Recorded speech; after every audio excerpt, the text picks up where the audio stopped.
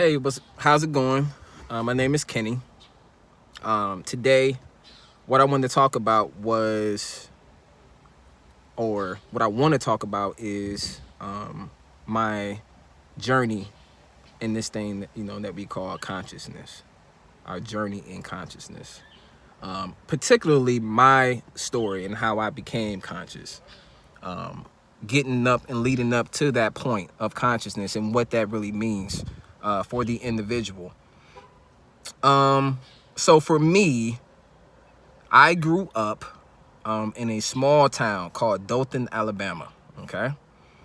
Now, Dothan, Alabama is a relatively small town. I believe I was born in 1985.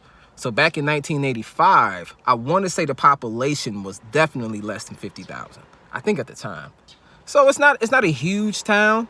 It's relatively sizable for what it is. However, it is not the most forward-moving town. I would say that. I had like excuse me, little kid rolling around in some sort of go-kart. Dope. Anyways, it's kind of a breath of fresh air to see kids outside playing and actually being somewhat, being children. Let's just say that. I like children. I like to see children being children. And under the current circumstances, it appears that a lot of that has been taken from a lot of kids. What I've seen a lot of recently is just, kids just playing Fortnite all day. You know what I mean? Or just playing video games all day. They're not really really focusing, on being kids normally. I guess I'm actually being a little bit too harsh. This is their era. This is what they do. You know what I mean? This is what they do. They have much more avenues to explore as far as entertainment is concerned. They got iPads, they got video games that can play online on. You know what I'm saying? I grew up in the 90s. We had to get together. You understand what I'm saying? So this era is different. However, I think they kind of missing the boat by not playing outside. But I digress. I digress. All right. So my journey in consciousness. So again, I was born in a small town called Dothan, Alabama. Okay. Parents was really young. I believe my mother was 17 when she was pregnant with me, and 18 when I was born. And my father was 24. Now, both of my parents are big time churchgoers. Okay. Big time churchgoers, Christian, Baptist, holiness, that type of denomination. I believe over the years it has evolved to non-denomination, which is generally what most churches are doing now. They kind of, I don't want to say scale up, but they kind of, they basically adapted with the time. So for me growing up, my father's been preaching since he was 14. So he is heavy into the church. Okay. So I grew up under that with my mother. My mother's a big time Christian because my grandmother started the Church of Dothan in the town that I was born in, which I think is quite interesting. So on both sides, I'm kind of thrust in this world of Christianity, thrust in this world of this is how things are. This is how things are. You believe in the Bible. You believe in everything that's in it. You don't really question it. If you do have a question, it's only going to be pertaining to the text that's in it. Basically, it's a wall. You know what I mean? Or I don't want to say a wall. I would say it's a room. They want you to stay in the room of Christianity. They don't really want you to go outside of the room. They want you to accept everything that's in the room. You know what I mean?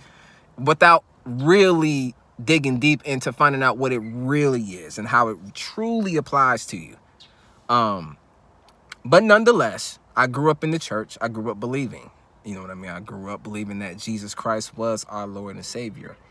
I grew up, that's what we were taught, I've been in church literally from the beginning. When I was growing up, I remember being in church as a little boy, playing around on the drums and things of that nature. I would say around the age of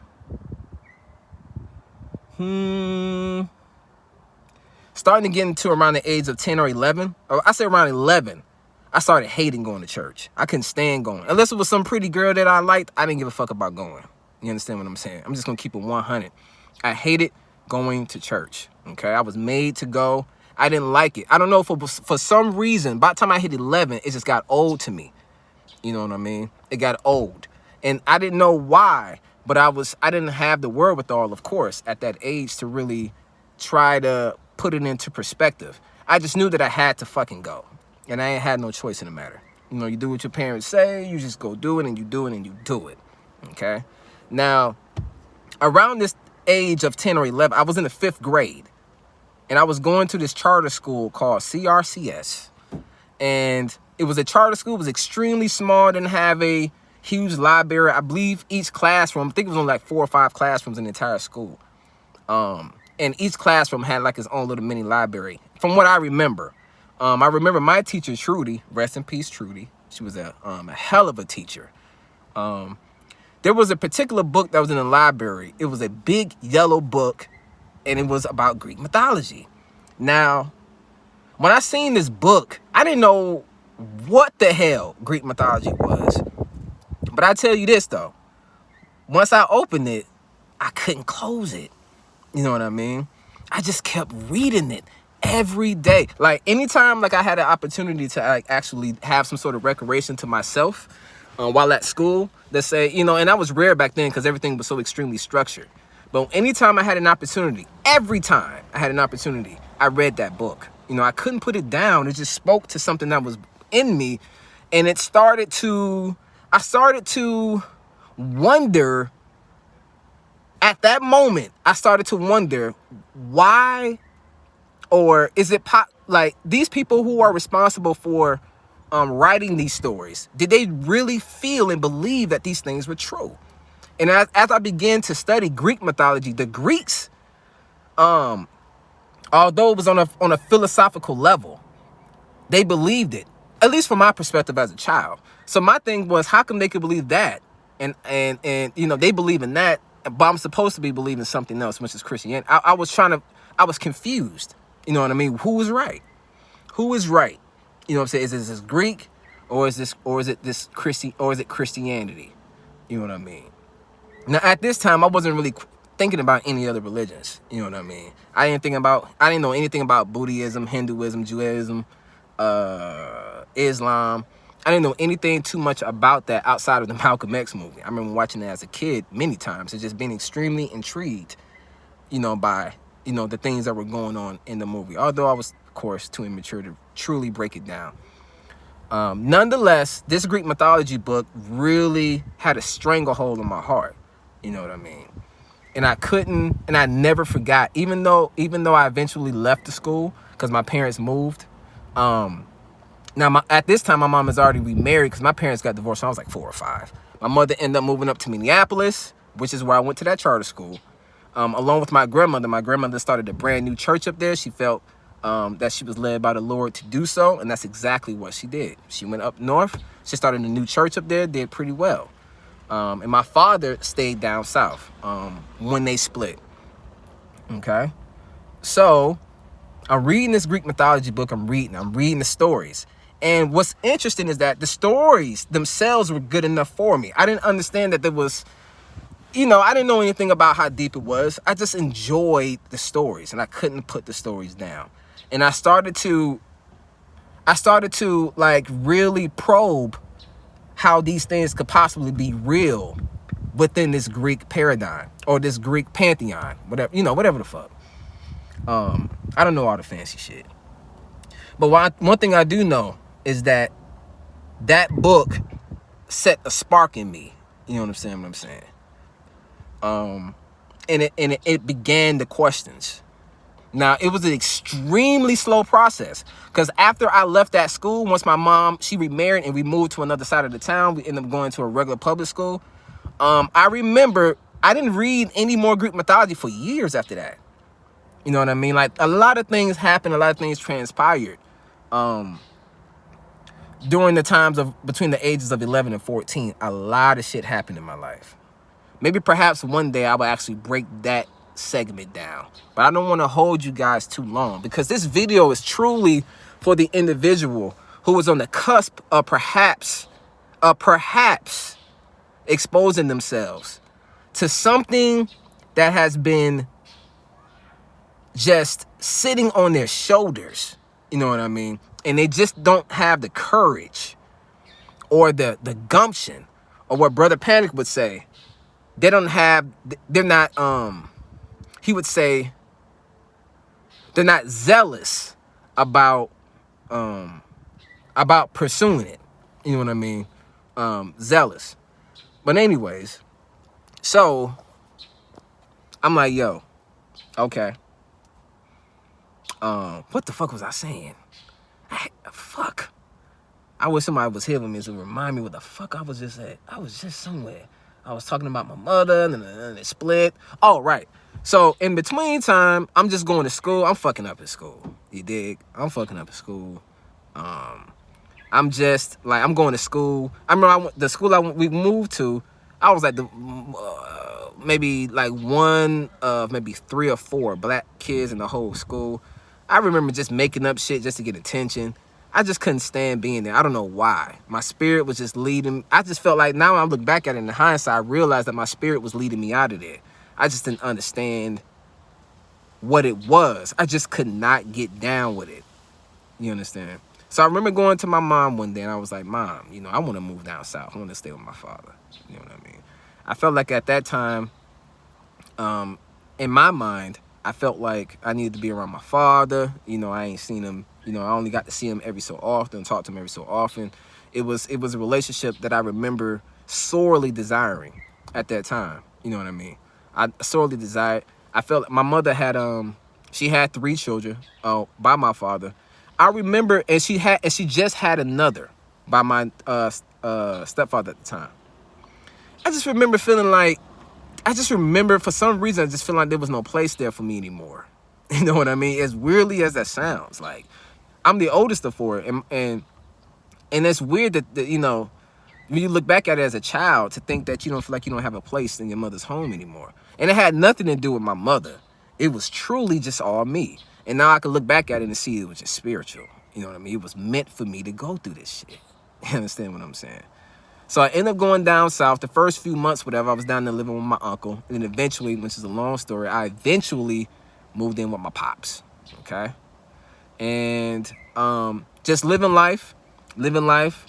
No true breakthroughs. Just a whole lot of traumatic shit. Just growing up. Whole lot of traumatic shit. Long story short, I was in Alabama for 5 years. I was there for 5 years, from the age of 12 to 17. And then I had ran away from my father's house when I was 16, I believe. Going on 17 or something like that. I went to stay with my girlfriend's grandmother. Some wild country shit. Anyways, I'm staying with my girlfriend's grandmother. And I'm just going through the motions. I'm going to school when I want to. I'm not really giving a fuck. You know, understand? I just wake up when I feel like it. I would just wake up and say, I don't feel like going to school today. And she would never make me. My girlfriend's grandmother really let me do what I wanted to do. You know what I mean? And as long as I was always extremely respectful. You know what I mean? Her name was Miss Caldonia Teague. And she had to be like 87. 80. She was in her 80s when I lived with her. She was already up there in age. And she was still moving around. She still had the energy. She was a pleasure to be around, to talk to. She showed me a lot of love. You understand? A lot of love. But eventually, all things, you know, it's time to move on. I ended up going back up to Minnesota and living with my mother. She was staying in St. Paul at the time. I ended up going to St. Paul. Okay? So let's shoot past that and let's go into consciousness. Okay?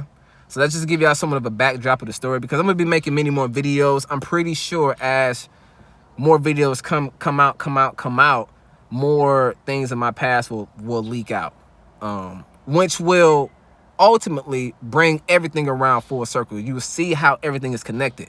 When you listen to my journey, and then what you will do is you look at your own journey, and then you would start seeing the some of the correlations there. You know what I mean? And you be able to apply it to yourself, which is what this is about, man. This is really about talking to those who are looking for something else. What that something else is the question a lot of them are confused about. Okay? But we'll get to that. So, fast forward up, I'll say 10 years later. 27. I'm with my child's mother at the time. I had a newly born daughter. I believe she was about 2 months, 3 months or something like that. I had a job working as a collector at a collection agency. My child's mother, she was, hold on one second, y'all. Can anybody here to help me remember? I think I was still on point though. Hello.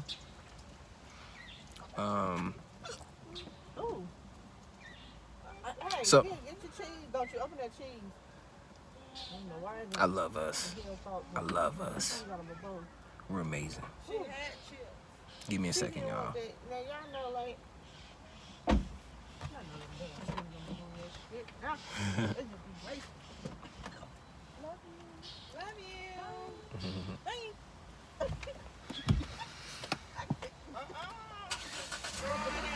All right.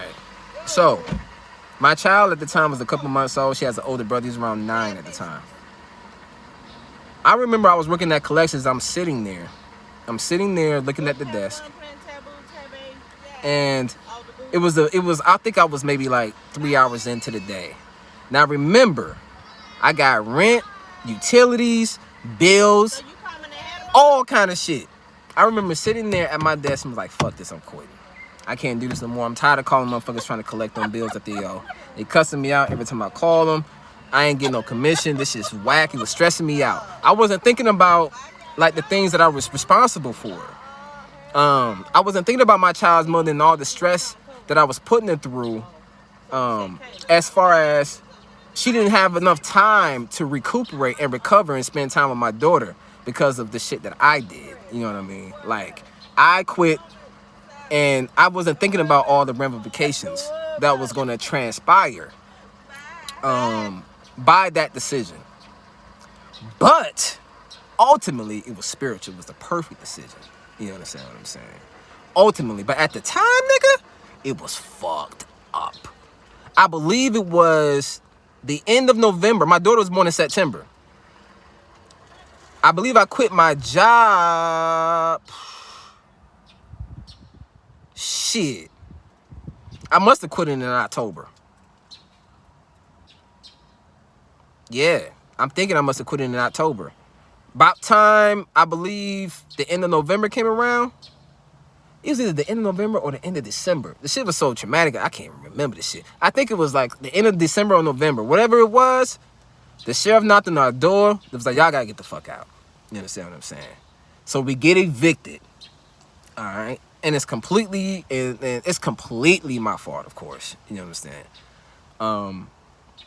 And so we out in the streets. We asked out.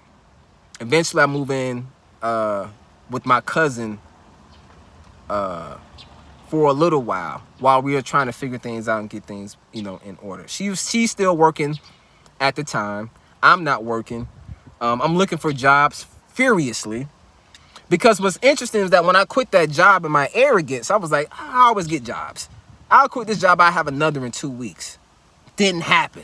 I think I probably went a year. I could not get a job. I was getting interviews, all that shit. And I just couldn't get through. I just couldn't get a job. But it was all spiritual. Let me tell you how it works. Okay? So in March, we went from my cousin's house to my sister's house. My little sister. She was the third child of my parents' union. Okay? My baby sister. We ended up staying with her. And in the midst of us staying there, my baby sister was already mentally going through a transitional period as far as just trying to relocate and get out of Minnesota. She felt like it was time for her to move on and to do other things for herself and for her own personal growth, which was cool. My child's mother at the time, her mother was already her child's mother was in Georgia at the time, which eventually where I ended up moving. Okay, so let's tell you how the backstory goes. So I'm at my sister's house. We sleeping on the fucking floor. Me, my baby, everybody. You dig? Ain't no cap in my shit. I'll keep it 100. You understand? Because I done been through it. I done did it. I done done it. You know what I mean? And it is what it is. You understand what I'm saying? Because one of the first things you have to do when you start to reflect on some of the things that you've done in the past, you truly have to forgive yourself for your ignorance. You understand what I'm saying?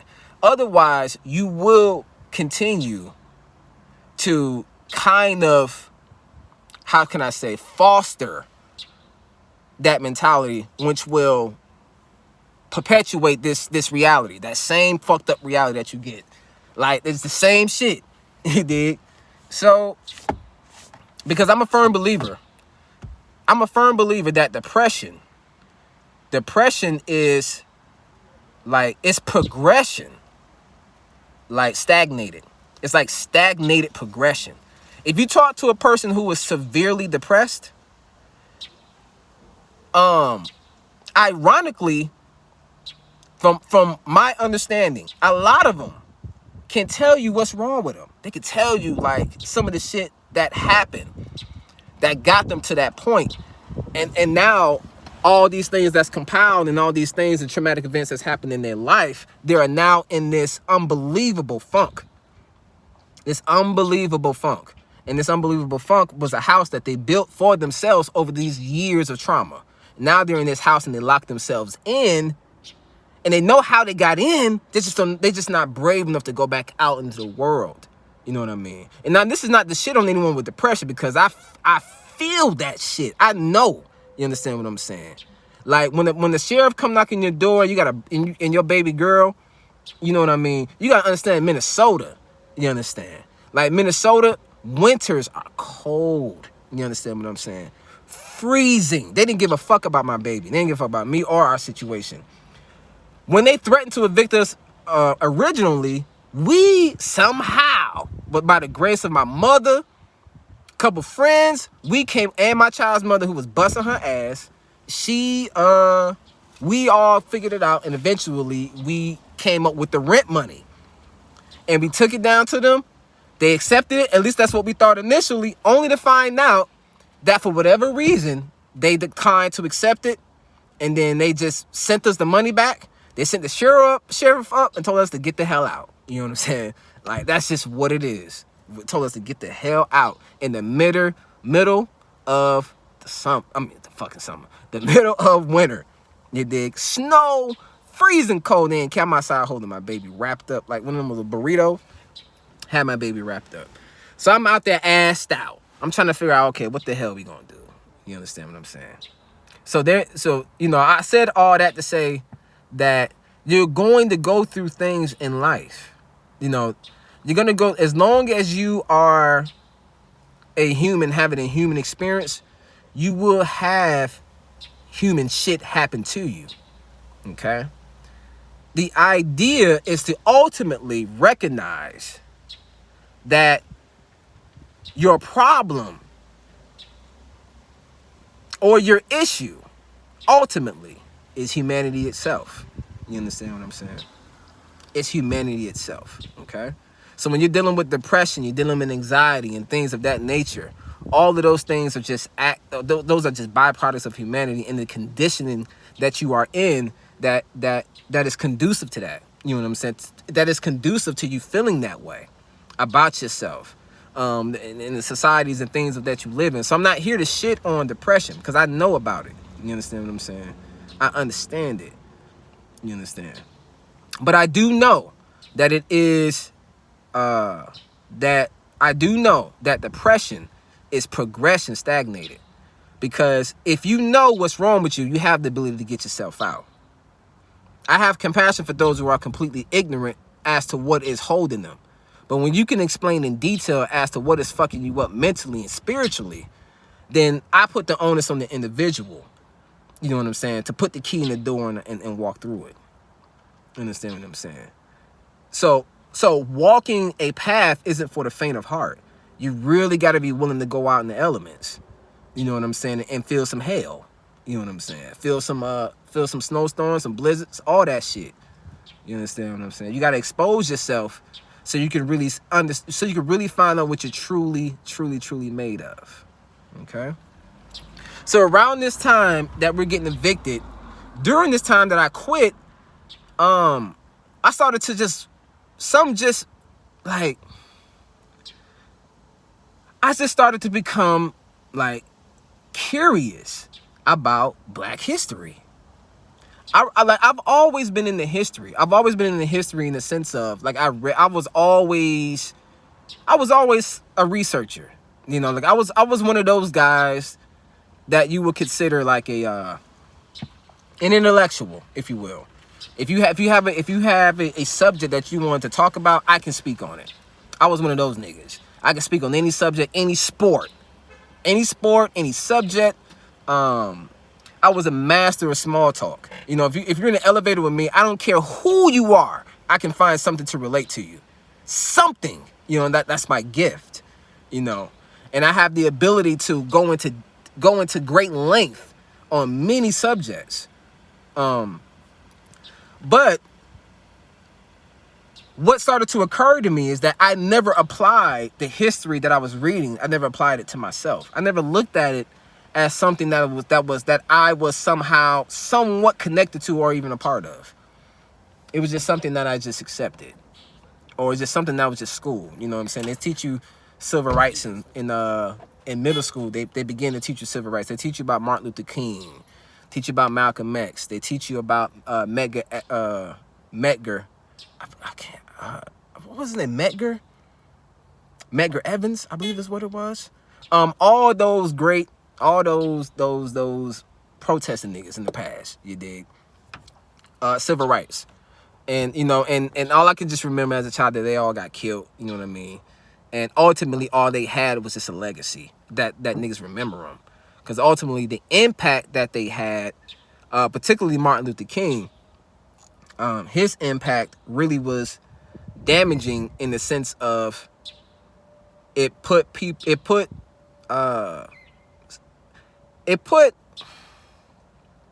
America's, they use his image and what he stood for, and they kind of created a moral compass behind it. You know what I mean? They kind of created a moral compass behind it, and that was the whole agenda. You know what I mean? But that's a different subject. Anyhow, as I'm beginning to study Black history, ultimately, what I began to realize is that when I'm studying American history, I'm feeling like, all right, we were slaves. As I'm going back chronologically, I realized, like, all right, we were slaves. You know what I mean? It was a simple question. What was we doing before that? You know what I mean? Very simple. I just asked myself, what was we doing before that? You know what I mean?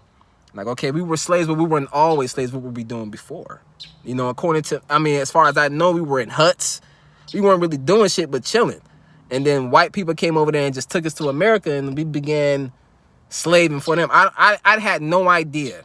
You know what I mean? When I seen Egypt and I seen pyramids and things of that nature, I don't know why, for whatever reason, but as a child, I feel like that shit didn't have shit to do with niggas here. You understand what I'm saying? It had nothing to do with it.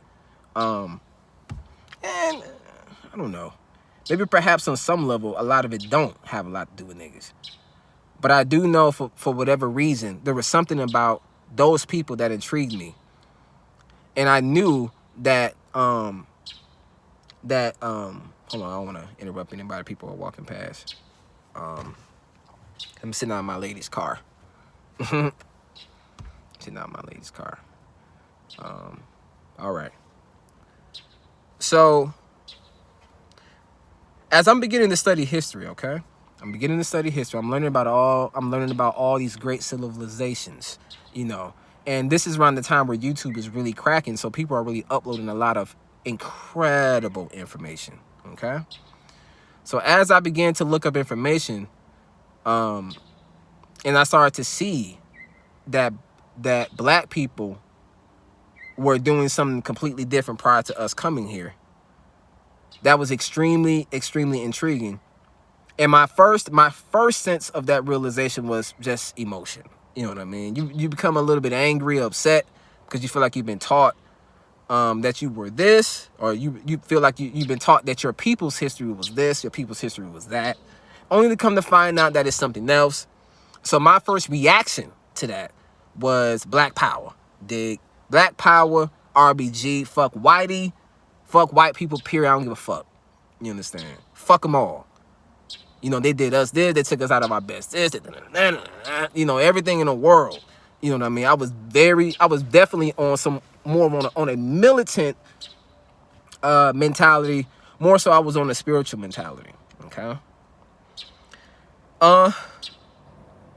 So as I'm browbeating this RBG, red, black, green, Black Power thing, what began to transpire is as I began to observe some of the things that were happening in this country. Because at this time, this is when the police had started.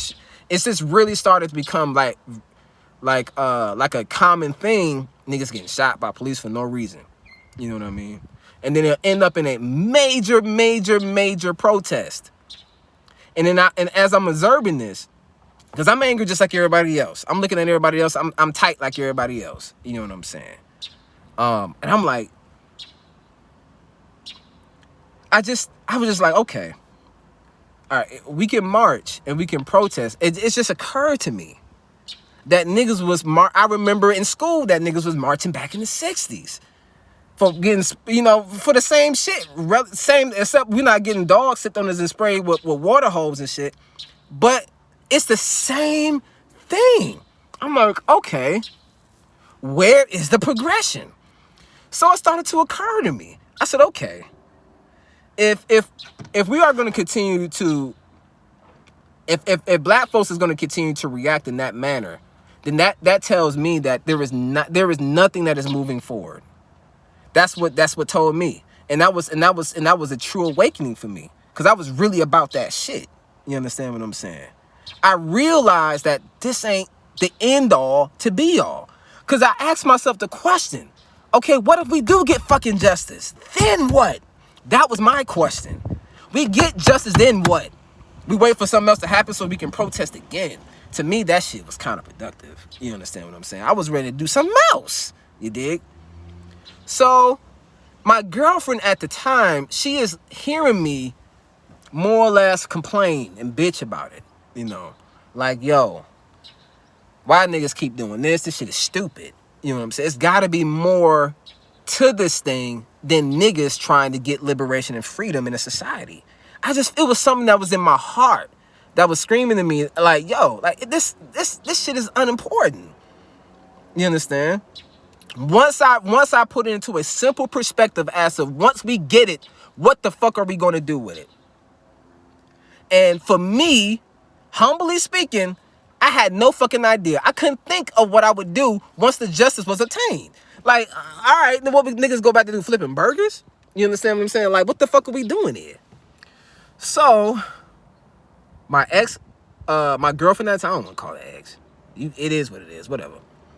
But she was like, yo, you sound like somebody I know. Like, now this brother that I'm about to mention, you know what I mean? Like, don't get it twisted. Sorry, y'all. Don't get it twisted. Like, how could I say it? Like,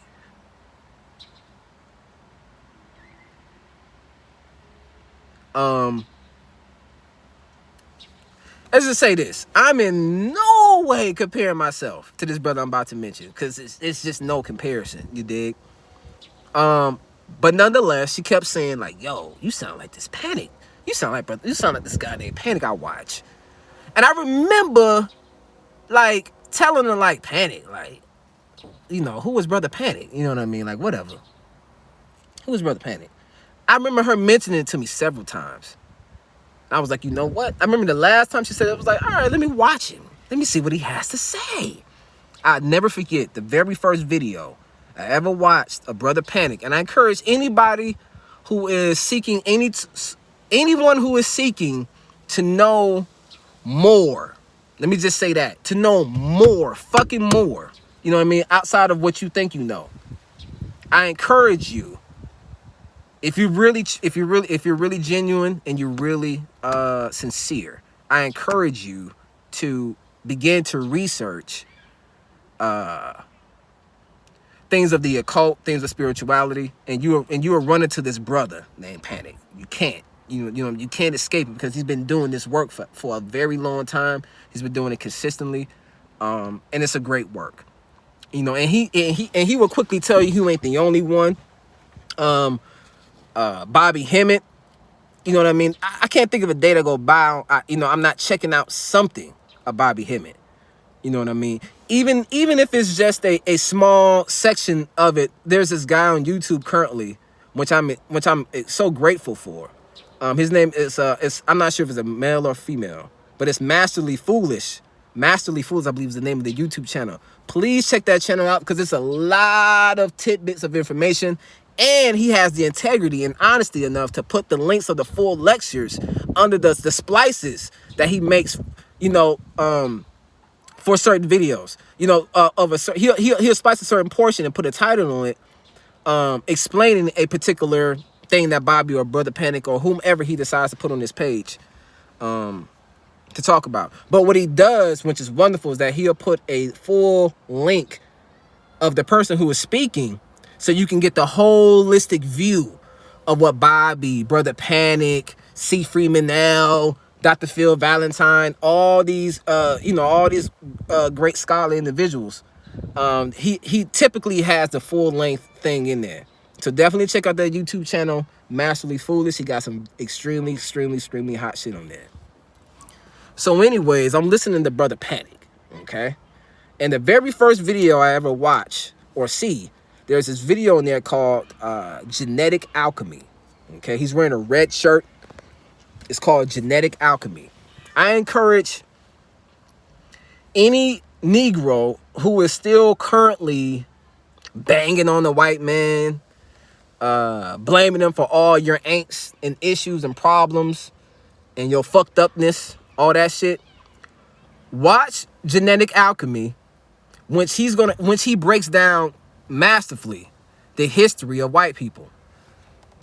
Because prior to me watching that video, I remember having conversations with my girlfriend at the time about the mysteries of white people and how they just confounded me with their existence. They literally confounded me with their existence. I couldn't believe how they got here.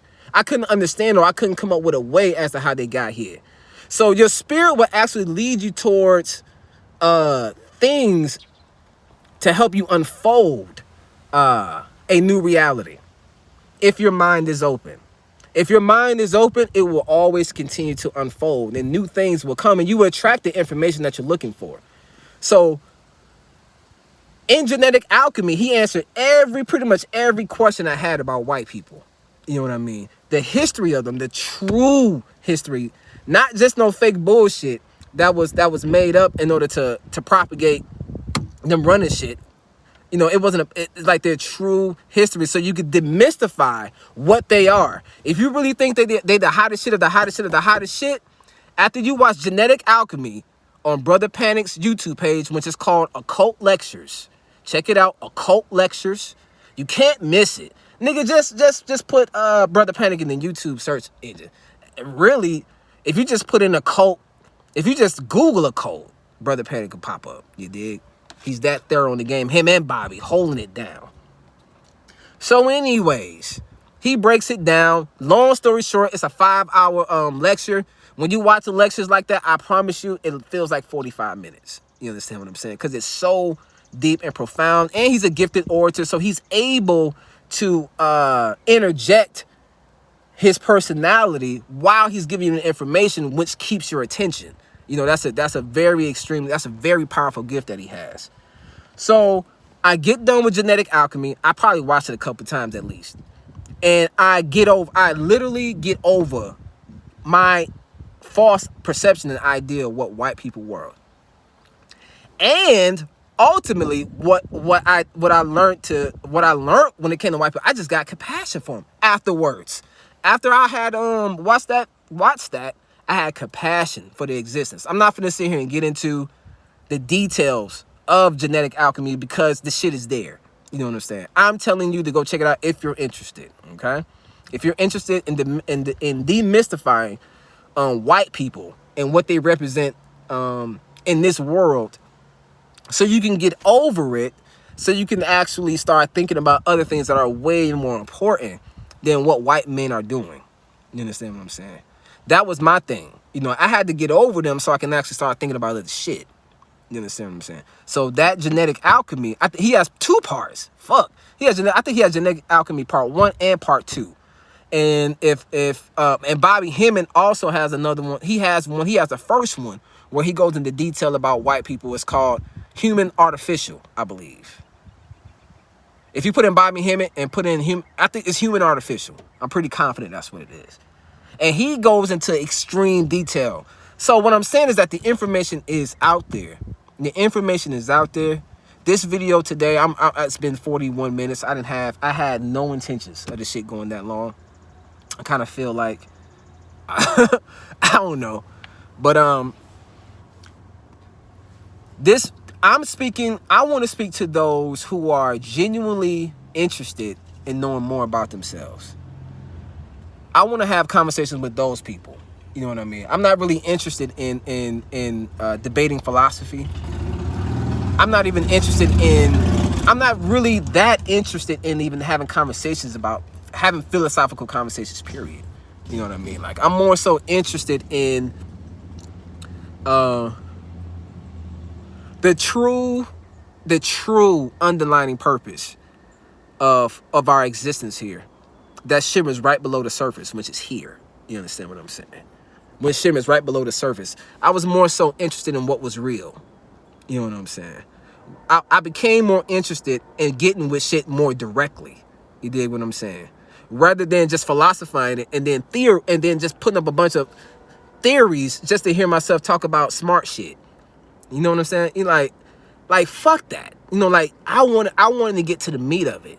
You understand? So I can, and the result of once I found out this shit, I wasn't concerned about what the results of it was going to be, because the only thing that I wanted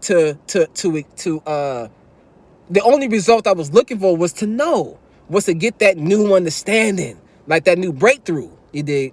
Like, to me, that was the most important thing. It wasn't about like just acquiring knowledge just for the sake of having it, because I've done that before.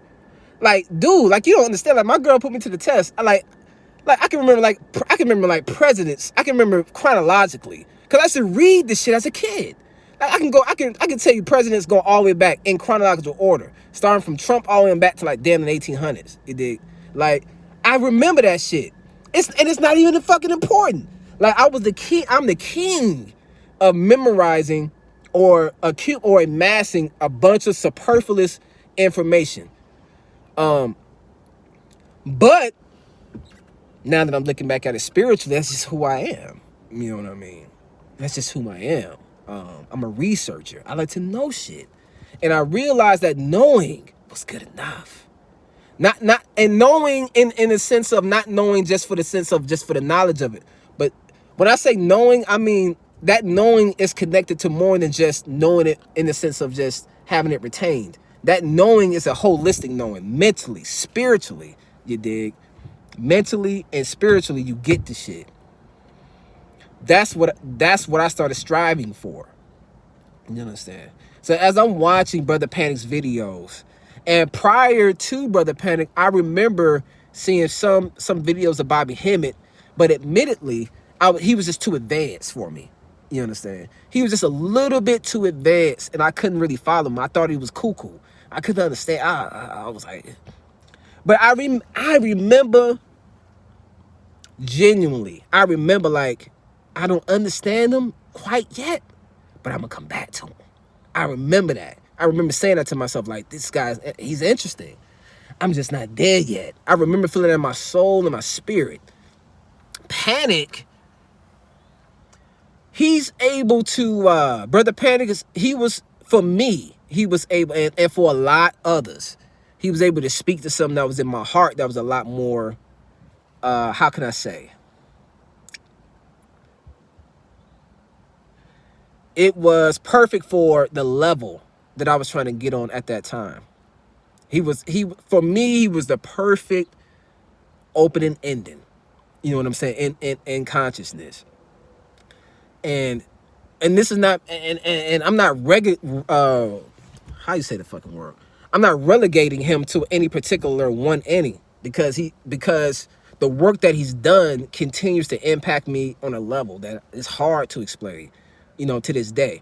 But the way that he disseminated the information, it resonated with me. He was real. You know, he didn't hold any punches. He didn't have this moralistic idea as to how he should give you the shit. He just had genuine integrity, and I can tell that how he felt about shit wasn't based, he wasn't interested at all about how he felt about it. He was just really about the information. He was really about the facts. He was just really about the understanding. He took himself out. That shit, it resonated with me. Simply because when you grow up in a Christian or any religious situation, you are put in that bubble that is constructed by that religion, which means that whoever that you are, let me see, whoever the preacher is, or the religious leader is, they are going to keep, they only stay within their section of whatever it is that they're trying to teach you, whether it's Christianity, Islam. They don't encourage exploration. They don't encourage you to seek and find things for your own. They want you to stay within that box. Okay? And why was I saying that? What point was I trying to make with that shit? They want you to stay in that. That's the point. Sorry, y'all. Nose got a little stuffy. I'm talking too